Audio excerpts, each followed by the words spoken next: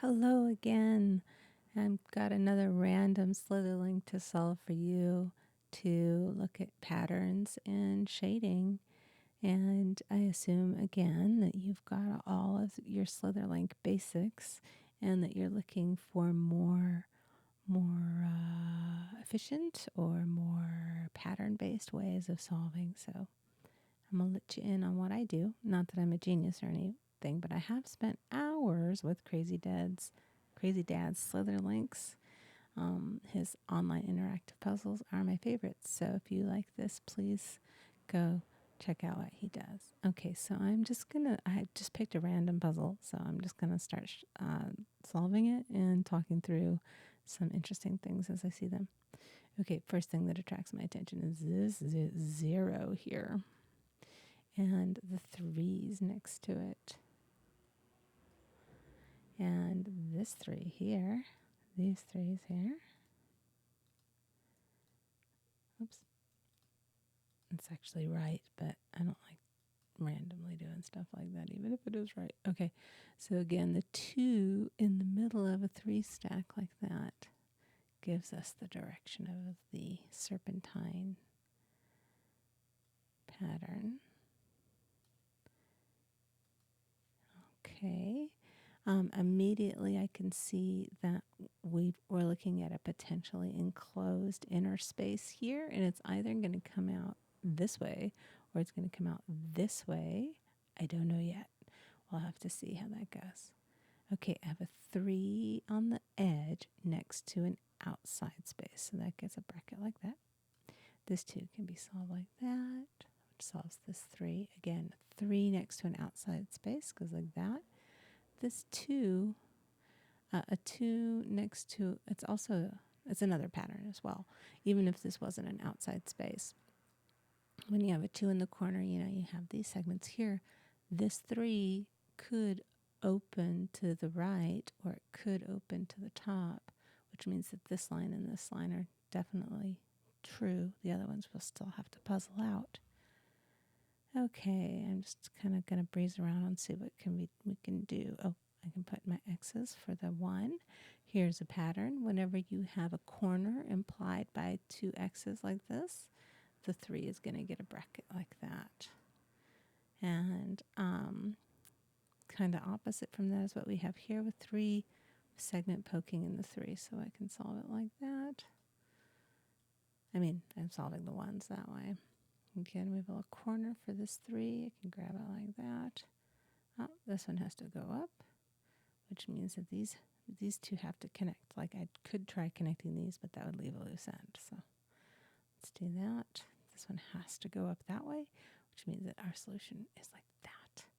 Now I can't close this off, so each of these has to go on. This one could go right or it could go upward. I don't know yet.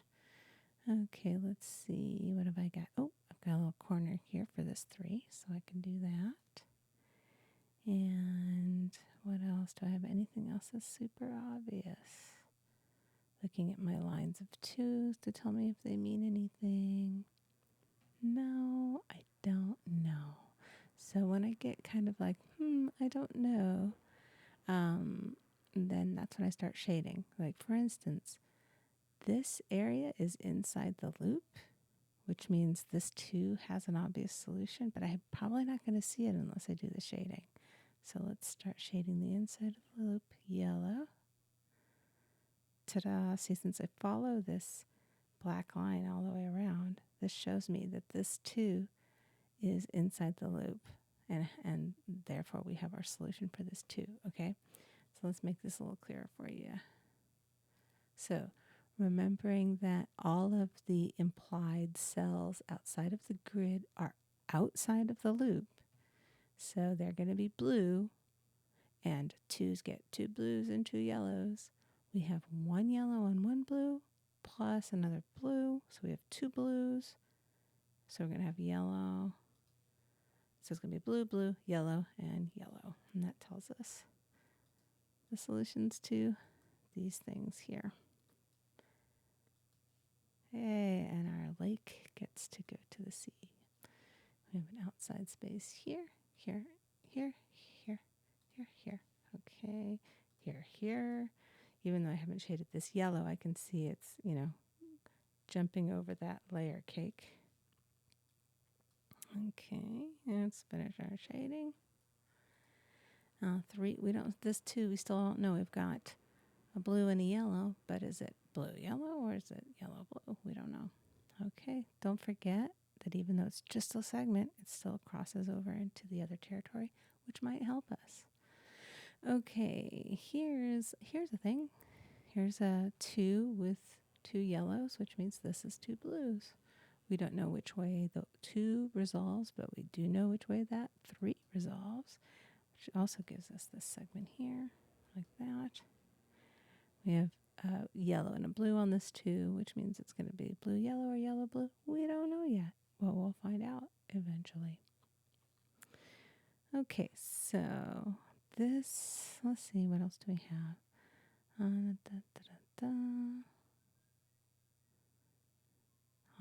What else? Okay, well, let's just start shading and see what we get. Oh, okay, we got 1s in the corner. Let's not neglect those. Okay, so we have a 1 like this, and whenever we have a 1 next to a 1 in the corner, it also gets the same treatment. And those, because they have X's on the outside, are going to be outside of the loop. We don't know which way this one is going to solve, but this one has effectively, this one here has its 3 blues, because it's got a blue, implied blue, implied blue. Therefore, this one is yellow, which we could also tell because of the X's, but as I say, this helps a lot. Okay, I'm glad I did this because this is an interesting thing. We also have one up here too. So whenever you have a 1 that has 1 of each color next to it, we know that the other 2 are not going to be the line with the side with the segment. So it's either going to be 3 blues, and this is the line with the segment, or it's going to be 3 yellows, and this is the line with the segment. In other words, the 1 is either blue or yellow. So if it's yellow, this is going to be the side with the segment. If it's blue, this is going to be the side with the segment. Therefore, we know that the segment is going to be either one of these 2 sides, and we can put X's there. The same thing is true when you have constrained movement of a line that's butting up against a 1 like this. So yes, we have a blue and a yellow.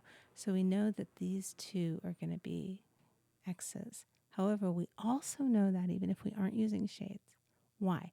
Because this segment can either go this way or it can go this way, and it doesn't have any other choice. So once it goes either this way or this way, these 2 get X's. So we might as well put them there now because that helps us. Because look, bam, solve my 3, and I get a magical 2 over here. I think magical is better than miracle.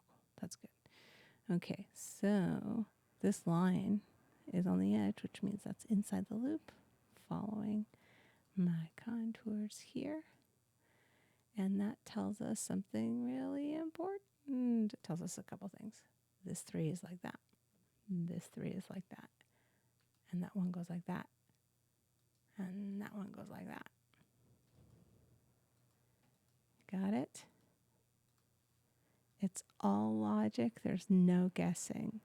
Okay, here we have a 1 that's ready to be solved because we have 3 X's next to the 1. Let's just fill out those shadings. And like that. And that gives us the 4th one around the 2 there too. But this is continuing up like that. So we got our 2, we got our 3 here. We got 3 yellows. Makes 1 blue. Got a 1. Got our 1 blue. So we need our other 3 yellows. See how it just makes it like really fall into place.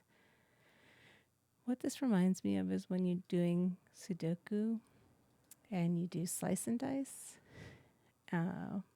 where you eliminate all of the, the possibilities, by looking at where they have to be in the grid and so forth, and using pencil notes. And some people think that's cheating if you can't do it all in your head. Well, I say F that. It's not cheating. Okay. This is the way the game is played. You use all your tools. You see all your patterns. That's what you do. Ooh, okay, this needs to connect there. So another reason that I like doing shading is that it allows you to see the shape of the whole loop and to catch things like this. Make sure this doesn't get closed off. So in order to do that, it's going to be like that. We've got 2 blues. We need our second yellow. So it's like that, right? And so now I've got that 2 as well over here. And again, a segment poking into a 3 gets a bracket on the opposite side.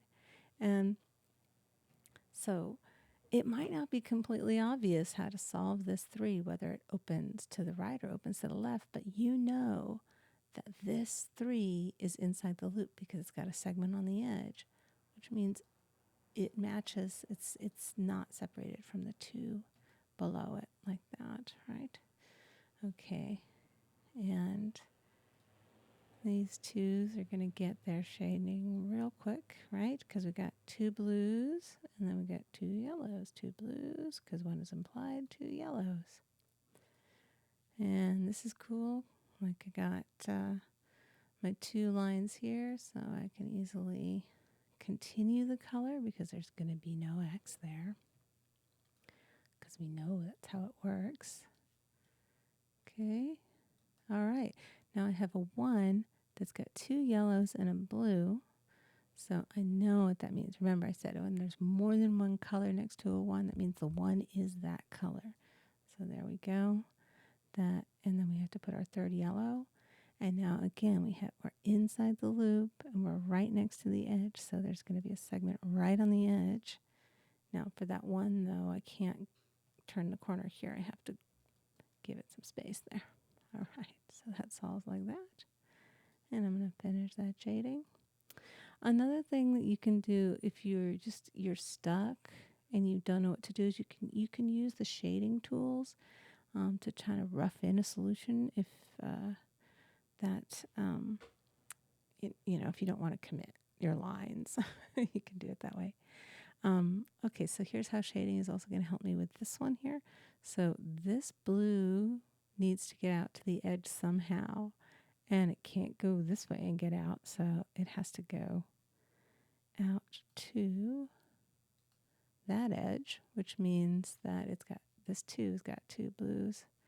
There's 2 yellows there. This 2 needs another blue. And there we go. All done. Et voila. And I'm not going to read that. So there we go. There is our puzzle done where we can see like all of the insides, make it to the outside. All of it is one continuous shape. You also, when you solve this way, you learn to see these pathways in terms of their blocks rather than the individual lines. So there's like 3 levels. There's like the individual lines. There's the shading inside and outside. And then there's the whole sort of pathway that the blocks make that you can see if you do it kind of spatially in your mind.